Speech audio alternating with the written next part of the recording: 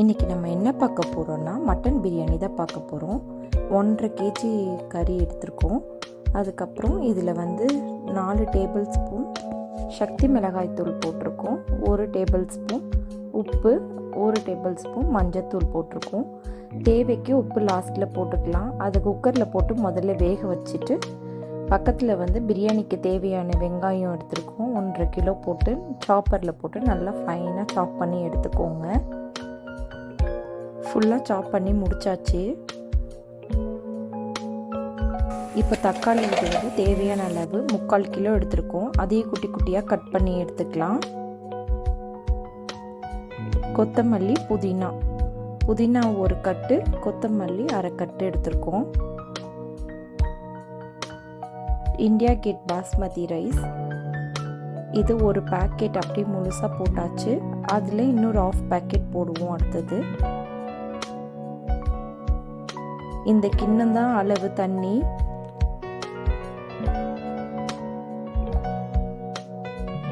இதில் ஒரு 1/2 பேக்கெட் எடுத்துக்கலாம்.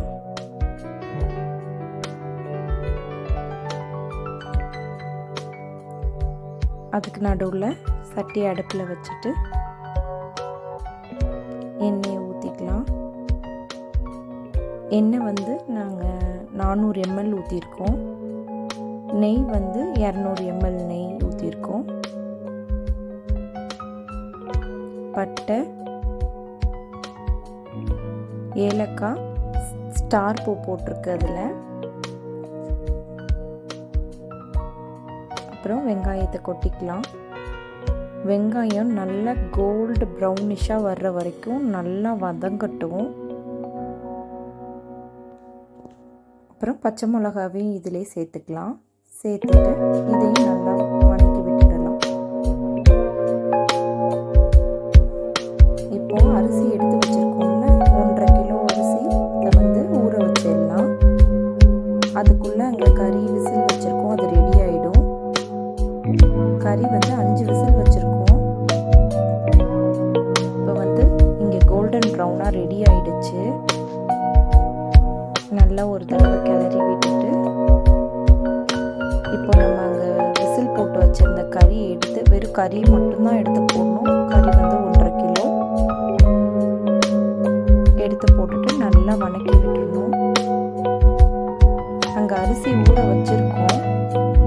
அரிசி ஒரு 1/2 hour மட்டும் ஊற வச்சா போதும். சூப்பராக வந்துடும் பிரியாணி. இந்த மாதிரி ஒரு தடவை செஞ்சு பாருங்க. இதுலேயே இஞ்சி பூண்டு சேர்த்துக்கலாம்.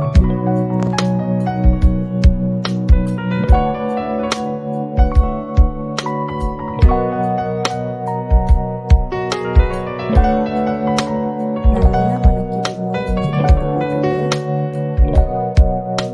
மஞ்சத்தூள், கரம் மசாலா தூள்,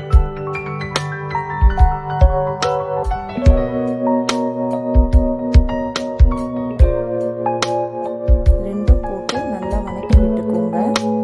அப்புறமேட்டு மிளகாத்தூள் போட்டுக்கோங்க. 4 டேபிள் ஸ்பூன் போட்டுருக்கோம் இதுக்கு மிளகாத்தூள்.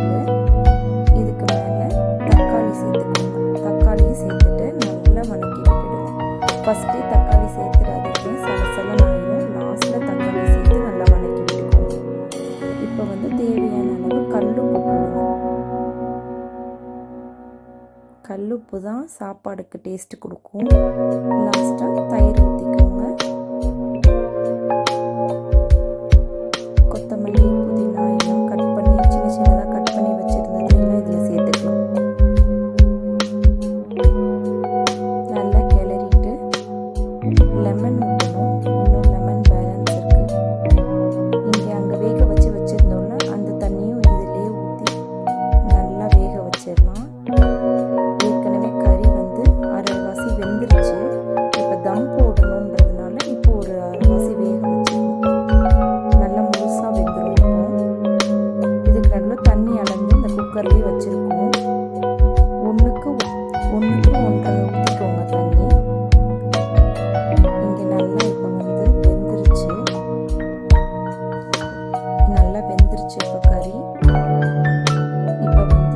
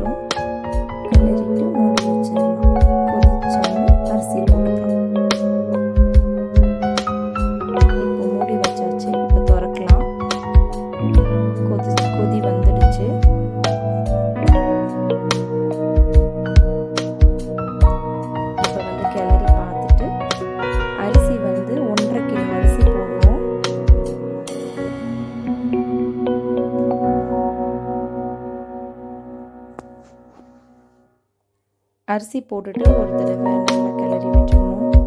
அதுக்கப்புறமாட்டி நடுவில் அதை எந்த டிஸ்டர்பும் பண்ணக்கூடாது. அப்போ தான்